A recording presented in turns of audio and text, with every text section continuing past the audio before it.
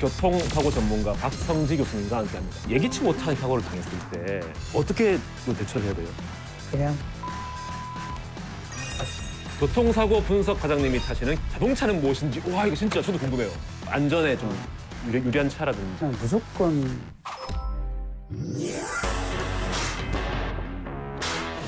그 알지 알 오늘은 교통사고 전문가 박성지 교수님과 함께합니다. 어서 오세요. 안녕하세요. 박성기입니다. 대전보건대학교 경찰과학수학과에서 학생들을 가르치고 있습니다. 환영합니다. 박성지 교수님은 국과수에서 교통사고 분석 과장으로 무려 16년 동안 근무하시고 현재는 경찰과학수학과에서 학생들을 가르치고 계시는데 30도 이상은 조향이 별 의미가 없다는 얘기예요. 제동할 수 있었고 시간적인 여유가 있었음에도 불구하고 그냥 추락했다는 점 고의성이 좀 있어 보입니다.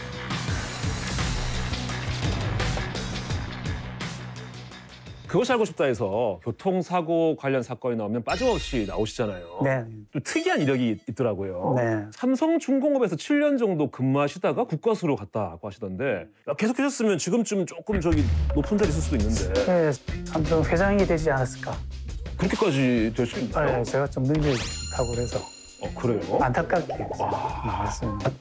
좀 큰 거죠? 그 대기업을 계속 근무하시다가 국과수로 옮기신 이유가 있을까요? 대기업은 재미가 조금 없어요. 그래요? 네, 대기업이다 보니까 너무 커버리면 자기가 하는 일이 너무 작아요. 그래서 대기업은 이제 그렇구나. 너무 나누어지다 보니까 좀 자기가 하는 일에 내가 뭐 하고 있나라는 생각이 많이 들어요. 그런 회의감으로 그런 회의감으로 제가 국과수 들어간 게 아니라 구급 공무원을 시작했어요. 그래요? 네, 구급 공무원 1등 했어요. 엄청나시다. 쉬운 게 아니잖아요, 그것도. 네, 근데 그러다가 어떻게 국과수로 또 가시는 거예요? 가다가 공고를 딱 봤거든요. 그러니까 너무 멋진 회사가 나오는 거예요. 국립과학수사연구소 이름부터가. 4개가 다 마음에 드는 거예요. 와, 4개가. 여기다 하고 내가 지원했죠. 그래서 이름만 듣고도 되게 멋있다고 느꼈던 거기 들어갔더니 네, 현실은 어땠어요? 현실은 제일 안 좋았어요. 지금 했던 거 중에서 제일 안 제일 좋았어요? 안 좋았어요. 16년 하셨잖아요, 근데. 깜짝 놀랐어요. 네. 뭐 이런 데가 다 있네 싶어가지고. 어떤 점에서? 떡가니까 이제 우리 그 카센터 딱 한 칸짜리 카센터 있잖아요. 네. 딱 한 칸짜리 카센터 그것만 있어요. 국과수인데? 네. 그래서 리프트를 해가지고 차 리프트 이렇게 올리고 내려 그거 하나 있는 거예요. 보통 카세트도 2개씩 있는데 그걸로 이렇게 국과수에서 제 역할을 할 수가 있어요. 그때가 2000년도였으니까 지금은 좀 많이 발전이 됐죠. 지금은 그렇진 않고 그때 그때. 국과수의 교통사고 분석가가 구체적으로 어떤 일을 하는 거예요? 첫 번째 차량 결함. 이 사고가 나면 차량 결함에 의한 사고인지 아니면 운전자가 잘못해서 사고 나는지 판단하는 게 있고요. 그다음에 사고 재구성. 그 현재를 바탕으로 해서 과거에 어떤 식으로 사고가 발생해서 현재에 이르렀나 이걸 이제 추론해가는 과정이 사고 재구성 과정. 그다음에 뺑소니. 사람을 치고 도망가 버린다는 얘기죠. 그러면 사람에 나타나는 그런 흔적들, 조그만 파편 조각 또는 페인트 흔적 이런 걸 가지고 용의차가 어떤 차였느냐 이렇게 추론해가는 과정이죠. 그게 이제 분석팀이 있고요. 그다음 요즘 좀 새로 생겼는데 보험 사기팀 고의로 사고를 내는 거야. 고의성이 있었느냐 없었느냐 그걸 판단하는 게 최근에 또 생겼어요. 차량 사고 관련된 모든 분석을 담당한다고 봐야겠네요. 그렇죠. 그럼 제가 듣기로 이제 국과수 계실 때부터 그 아래 출연했다고 들었는데 네. 그럼 혹시 처음 출연했던 편이 기억나시나요? 처음 정확한 건 잘 모르겠어요. 아마 그때쯤 남해 실종 사건. 남해 고속도로 사건. 그게 그때쯤이었지 않나 싶어요. 그 사건은 워낙 좀 유명하잖아요.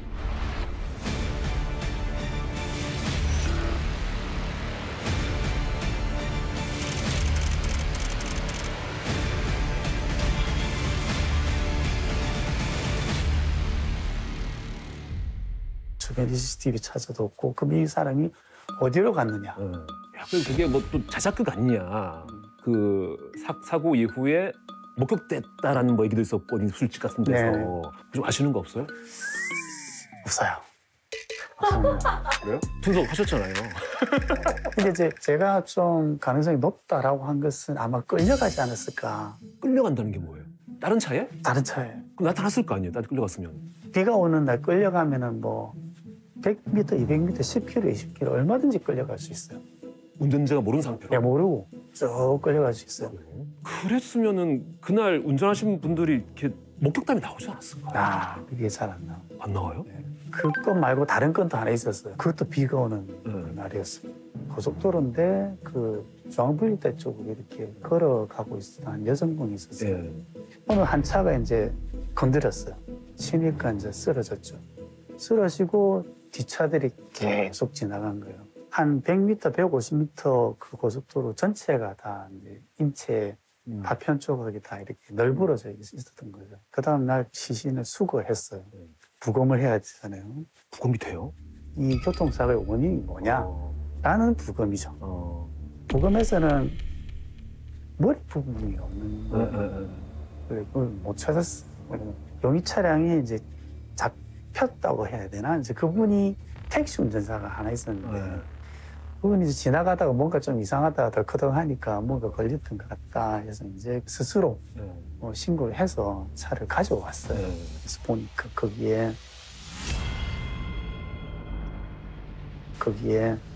머리, 피부하고 귀하고 이렇게 있는 거예요.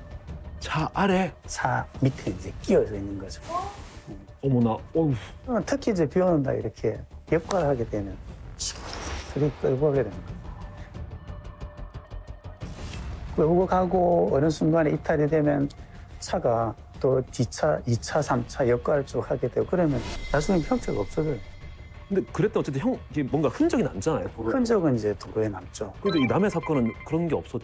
하면서 깨끗한데 만약에 걸고 쭉 가버리면 그 현장에는 없다는 그 어딘가 딴 데서? 딴 데서 그럴 수가 있다. 와. 또 가능성은 가드레일을 넘어갈 가능성이 있다고 했거든요. 그래서 보행자를 이제 치게 되면 보행자가 이렇게 날아가죠. 날아가서 바깥에 가드레일 넘어서 수로가 있었어요. 예. 수로가 그때 물이 엄청나게 많이 흘러갔다고 해요. 비가 와서. 그 수로에 들어가 버리면은 아마 떠내려가지 않았을까. 떠내려가면 또 못 찾아요. 근데 이거는 하나의 가정인데. 그렇죠. 가정인데 지금 어디에 잘 살고 계실지는 모르겠지만은. 무섭네요. 듣다 보니까. 와, 그럴 수 있구나. 사실 오늘 제가 제일 궁금했던 거는 요건데요. 급발진 사고. 네. 아주 예전부터도 이게 급발진이다 아니다 말을 많이 나오는데 최근 들어 유독 또 많이 나오는 것 같아요. 일단 정확히 급발진 사고라는 게 정확히 어떤 건지 개념 정리부터 해주시죠. 급발진은 의도치 않은 급가속이라고 정의가 돼요. 네. 내가 급히 가고 싶어서 가속 페달을 밟았다. 그거는 급가속. 빨리 갈 생각이 전혀 없었는데 내가 착각을 해서 가속 페달을 밟았든 아니면 엔진 자체가 뭔가 트러블이 생겨서 막 달려나갔던 그 두 가지 경우를 급발진이라고 하죠. 그럼 지금 이제 논란되는 거는 이 둘 다 급발진인데 이게 내가 안 밟았는데 차가 나간 거냐 네. 아니면 내가 의도 안 했지만 나도 모르게 악셀 밟아서 나간 거냐 요 싸움인 거잖아요. 그렇죠? 정말 유독 최근에 급발진 사고가 기사가 많이 뜨는데 이게 실제로 최근에 많이 는 건지 그런 사고가 아니에요. 그거는 예전부터 많이 있었어요. 2000년도 국가수 들어간 이후로부터 계속 있었어요. 그때는 블랙박스 영상이 귀했죠. 귀했고 EDR 데이터도 없었고. EDR 좀 설명해 주시죠. 뭔지 EDR. 네. EDR은 이벤트 데이터 레코더라 해가지고요. 이벤트가 생겼을 때 그 데이터를 저장하는 그런 사고 기록 장치입니다. 또 0.5초 간격으로 5초간 기록이 되는 그런 데이터. 예전에는 그래서 이게 급발진이 아니냐 할 때 차량 문제는 아니냐 할 때 EDR 공개해라 그랬잖아요. 급발진 현상을 해결하기 위해서는 EDR 데이터를 공개가 필요하다. 네. 그걸 막 주장해서 맞아요. EDR 데이터를 공개를 했어요. 네. 공개를 하니까 전부 다 운전자 과실로 나오는 거예요. 다 가속 페달을 밟고 브레이크 페달을 안 밟은 것으로 지금 데이터가 다 나오게 됩니다. 이게 오히려 운전자에게 불리한 데이터가 된 거죠. 급발진 EDR 공개하기 전에는 외국은 다 공개한다. 국내 공개 안 하냐 막 그랬었잖아요. 근데 어느 순간 공개를 했더라고요. 저도 몰랐는데 그러고 그 얘기가 쏙 들어갔어요. 그런 이유였군요. 그 시청 사고 같은 경우도 너무 안타까운 좀 충격적인 사건이었잖아요. 그렇죠. 서울시청 인근에서 차량이 인도로 돌진하는 대형 교통사고가 발생했습니다.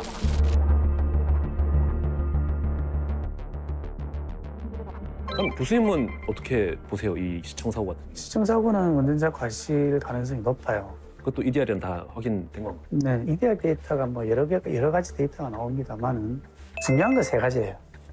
브레이크 밟았느냐 안 밟았느냐, 얼마나 세게 밟았느냐, 그다음에 가속 페달 밟았느냐 안 밟았느냐. 제일 중요한 데이터 두 가지고요. 그다음에 조향을 했냐 안 했냐. 이 사람이 회피 조향을 했냐 안 했냐가 중요해요. 아, 사고를 좀 들내기 위해서, 예. 최소화하기 위해서. 그다음에 CCTV 또는 타 차량의 블랙박스가 많죠. 타 차량의 블랙박스는 CCTV가 그걸 비추고 있는 거예요. 그 브레이크 등, 브레이크 등이 들어왔냐 안 들어왔냐 그걸 보는 거죠. 그 두 가지를 보면 운전자 과실 쪽에 무게가 실리죠. 시청 같은 사고 같은 경우에 그렇게 말씀하신 이유는 브레이크를 안 밟았다. 브레이크 등에 이상이 없고 브레이크 등이 안 들어왔기 때문에 브레이크를 안 밟았고, 그다음 EDR 데이터상에 브레이크를 안 밟은 게 나오고 가속 페달 밟은 것이 나오고, 그러면 조향은 최대한도로 회피 조향을 했고. 한 거였어요. 네. 근데 했음에도 어떻게 이렇게 큰 사고가 났? 그거는 이제 도로 구조상 그렇게 돼 있어요. 도로 구조상 우커브기 때문에 속도가 빠르면 우커브기 때문에 좌측으로 원심력이 생겨요. 밀리면서 이제 인도로 올라탄 거죠. 그건 일부러 그쪽으로 간 건 아니에요. 나름 회피하려고 하셨는데 네. 사실은 이제 오인해서 악셀 밟은 네. 게 과실이 되겠네요. 그게 본인이 사고 난 다음에 속도를 줄여서 서서히 멈춘 거예요, 차를. 브레이크 밟은 거예요, 네. 그때는? 그때 브레이크 밟고 브레이크 등도 들어오고. 뒤늦게 그걸 알았군요, 그걸 잘못 밟았다는 걸. 아니요, 그건 아니죠. 그건 아니고요. 처음에 그 호텔에서 내려올 때 잘못 밟아서 내려왔어요. 네. 쭉 달리면서 브레이크 등이 안 돌았죠. 그때까지 가속페달 밟고 있었고요. 그다음에 우커브 돌 때 원심력에 의해서 인도로 올라타게 됩니다. 올라타면서 거기에 물건들 여러 가지가 많으니까 차가 거의 45도 점프가 돼요. 튀어오르면은 운전자는 그 위치에서 떨어지게 되죠. 발이, 엉덩이, 몸 다 뜨게 되는 거예요. 네. 그러면 착지하는 순간 다시 밟아야 되는 거죠. 네. 그때 브레이크를 다시 밟는 거예요. 좀 오랜 시간을 잘못 밟은 건데 네. 좀 이상하면은 뗐다 다른 데 밟아볼 수도 그렇게 안 돼요. 그렇게 안 되나요? 안 돼요.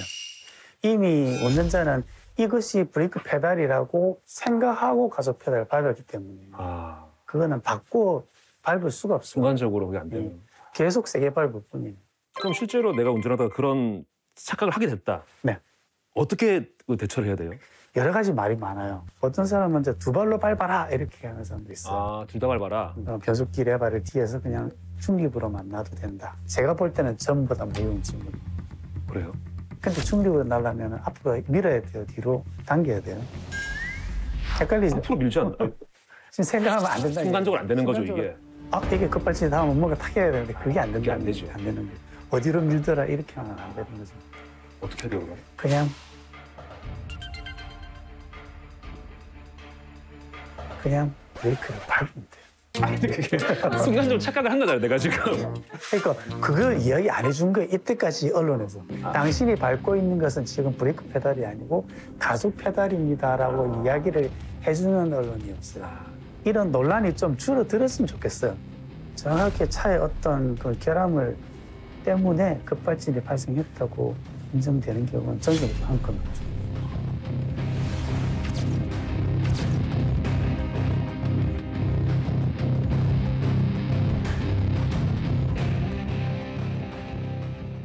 그 이태원에서 바이버스 나온 건 참 다행이라고 생각해요.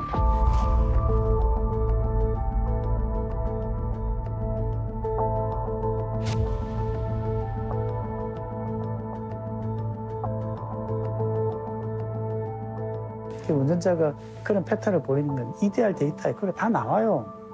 EDR 데이터에 가속 페달 밟고 브레이크 페달 안 밟은 것도 다 나오는데 지금 EDR 데이터도 이제 신뢰할 필요가 있지 않느냐 생각이 듭니다. 그러니까 외국에는 이렇게 급발진 사고 이렇게 막 하진 않아요. 왜냐하면 가속 페달 오류다 이렇게 이야기를 하거든요. 그러면 사고가 나면 인식이 다 그렇게 돼 있기 때문에 인식이 좀 보편화되면은 이런 사고 안 납니다.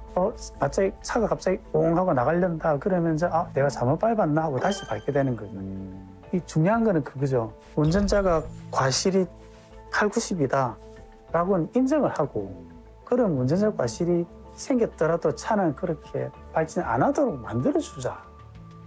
이렇게 나가야 된다는 거예요. 그러네요. 제조사는 이미 기술이 있어요. 자율주행으로 나오면서 이머전시 브레이크 이런 게 나오죠.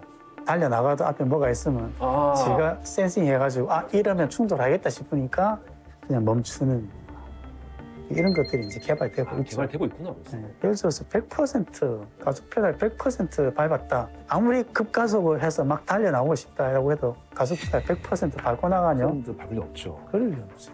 이러면 그냥 이거는 보인 사고다라고 바로 판단해도 돼요.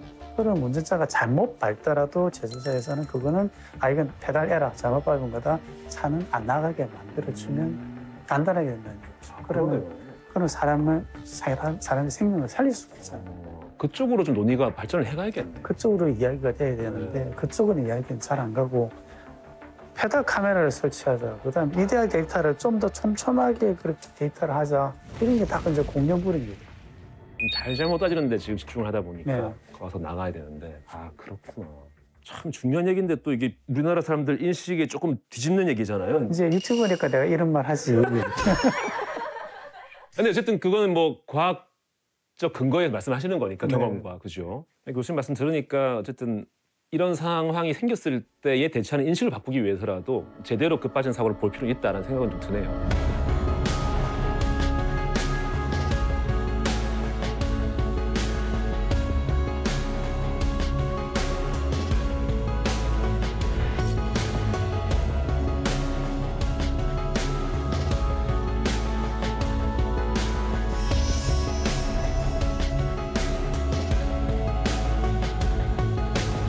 자, 오랜만에 돌아온 코너입니다. 이제 시작입니다, 교수님. 그아리 Q&A 시간인데요. 첫 번째 질문입니다. 쉼님, 혹시 한문철 TV 구독하시나요? 아니요, 구독하고 있습니다. 하고 있습니까? 네. 다양한 교통사고 영상이 많이 올라와요. 그래서 이제 법적인 문제를 보는 게 아니라 이런 교통사고, 저런 교통사고 이게 이제 참고가 많이 돼요. 그래서 자주 보고 있습니다. SBS의 맨인 불박이라는 유튜브 채널 혹시 구독하시나요? 예, 그것도. 정말요? 그것도 이제 영상이 좋은 영상이에요. 이 교수님이 말한 좋은 영상은 사고 영상이었습니다. 분석하기 좋은 영상인 거죠, 그죠? 저는 사고가 많이 날수록 좋습니다. 그럼 교수님이 즐겨보신 유튜브 채널이 있을까요? 사고와 관계없이 모르겠습니다. 영화 리뷰, 결말 포함. 그거 보고 영화는 안 보시려고. 아니, 영화 너무 길어요. 한 시간, 2시간 봐야 되니까 어떤 거 시리즈를 해가지고 한 며칠 걸리더라고요. 일주일 동안 내가 이런 거 하겠어. 그래서 한 10분, 20분 보면 되잖아요. 한 편 딱 보고 있지. 스포 포함돼 있는 걸로 무조건. 그 없는 걸 보니까 짜증이 나는 거예요. 그 뒤에 어떻게 되는지 모르잖아요. 그러니까. 그래서 다시 이제 결말 포함해 다시 봤어요. 항상 검색해서 결말 포함에 검색해서. 자, 다음 질문입니다. 보라해준님 질문입니다. 교통사고 분석 과장님이 타시는 자동차는 무엇인지. 와, 이거 진짜 저도 궁금해요. 왠지 그 차는 안전할 것 같고 막 그런 느낌적인 느낌이 든답니다. 저는 모하비 12년씩 그거 타고 있어요. 그거를 타시는 분이 뻘쭘이 자꾸 난다. 한 2-3번 경험했다라고 이야기하는 거예요. 이런 현상을 아는데 중고차에 내놓을 수 있느냐라고 이야기해요. 아시는 지인분이? 네. 중고차에 내놓으면 결함을 있는데도 속이고 내놓는 게 되잖아요. 그래서 좀 찝찝하다라고 하는 거예요. 그래서 저한테 싸게 파세요. 급발진 났다고 하는데. 싸게 파세요. 그래가지고 좀 필요한 거 고쳐가지고 좀 잘 타고 있습니다. 실제로 그건 좀 결함이 있던 차였어요? 그런 건 아니에요. 몇 가지 부분을 좀 개선, 난 이제 그것만 고치면 됐겠다라고 생각이 된 거죠. 그래가지고 정비소에서 교환하고 7-8년째 잘 타고 잘 있어요. 타고 계세요? 사고 없이? 뭐 아무 문제 없이? 네. 손상 안 되고 좋은 차 급발진만 차 있으면 저한테 소개해 특별히 좀 추천하는 차량이 있는 건 아니고요. 뭐 안전에 좀 유리한 차라든지. 그런 건 있죠. 안전에 유리한 차는 무조건 큰 차입니다. 그거는 이제 운동량 보존 법칙에 지배되는 거예요. 사고는 내 차의 무게가 클수록 상대 차보다 내 차가 안전하다라는 얘기죠. 경찰을 충돌 실험해가지고 별 5개, 별 7개 안전한 차다 이렇게 이야기하거든. 그거는 소형차끼리 충돌했을 때 이야기입니다. 자기들끼리. 자기들끼리 충돌하면 안전하겠지만 상대차가 큰 차면 이거는 안전도가 엄청 떨어져요. SUV를 타시든 아니면 좀 큰 차를 타시는 게 안전에 좋다. 가능하면 SUV 이상으로. 예. 최근에 담당 PD 경차 구입했는데 뭐 한 말씀 해주시죠. 경차요? 기름 절약되는. 근데 이제 시내 주행하면 관계 없어요. 시내 주행하는 관계 없는데 이제 고속도로 나가면은 큰 사고. 주로 저 판교에서 멀리 다니거든요. 그럼 위험해요. 한 말씀 해주시죠. SUV. 근데 이제 아까 뭐 경차이기도 했지만 차의 크기를 떠나서 좀 이게 수입차는 좀 사고가 나도 좀 덜 다치고 뭐 그런 얘기도 좀 농담처럼 하잖아요. 좋은 차일수록 좀 안전하다. 좋은 차일수록 좀 많이 밟죠. 그래서 사고가 크죠. 수입차 뭐 벤츠, BMW 좋은 차예요. 좋은 차고 뭐 안전장치도 많이 돼 있고 그렇다고 해서 좋은 차기 때문에 속도를 더 내는 경향이 있어요. 좋은 차라고 해서 그게 그 안전 시스템이 잘 돼 있다고 해서 이게 안전한 게 아니에요. 안전하게 운전하는 게 최고입니다. 그러면 이제 오늘 마지막 질문 드리겠습니다. 예. 뭐 지금은 방학이지만 학기 중에 대전에서 근무하시잖아요. 대전에 제일 가는 맛집을 추천하신다면 어디를 추천하시겠습니까? 우암사적공원이라고 있어요. 우암사적공원인데 그 바로 앞에 가양가든이라고 있어요. 가양가든. 거기에 삼계탕이 맛있습니다. 삼계탕 집이에요. 맛이 진하지 않고 진하고 고기가 질기지 않고 불큰하지도 않고 오래오래 먹을 수 있는. 대전 가면 성신당 갔다가 가양가든 꼭 가야겠네요. 오늘 교통사고 전문가 박성지 교수님과 다양한 얘기 나왔는데 좀 생각한 거 이상으로 정말 좀 재밌었거든요. 그래요? 네. 다행입니다. 교수님 오늘 그 알자의 출연 소감이 어떠셨나요? 재밌었고요. 그것이 알고 싶다 또는 궁금한 이야기 뭐 이런 나오면 몇 초만 너무 짧게 편집해 주더라고요. 그게 이제 학교에 실적을 제출하려면은 방송에 2분 이상 나와야 돼요. 그런 게 있어요? 네, 방송에 2분 이상 나오면 그게 방송에 나왔다고 교수 평가가 올라가는데 SBS, 뭐 MBC 아무리 나오건 몇 초만 나오잖아요. 쉽지 않죠. 예. 유튜브 나온 건 실적 안 돼요? 방송만 돼요? 해보겠습니다. 어쨌든 뭐 SBS 공식 채널이니까 한번 이번에 좀 길게 나오면 제가 실적에 한번 사용해 보겠습니다. 부탁드립니다. 자, 그러면 저희는 다음에 더 유익한 이야기로 돌아오겠습니다. 함께해 주신 박성지 교수님 다시 한번 감사드립니다.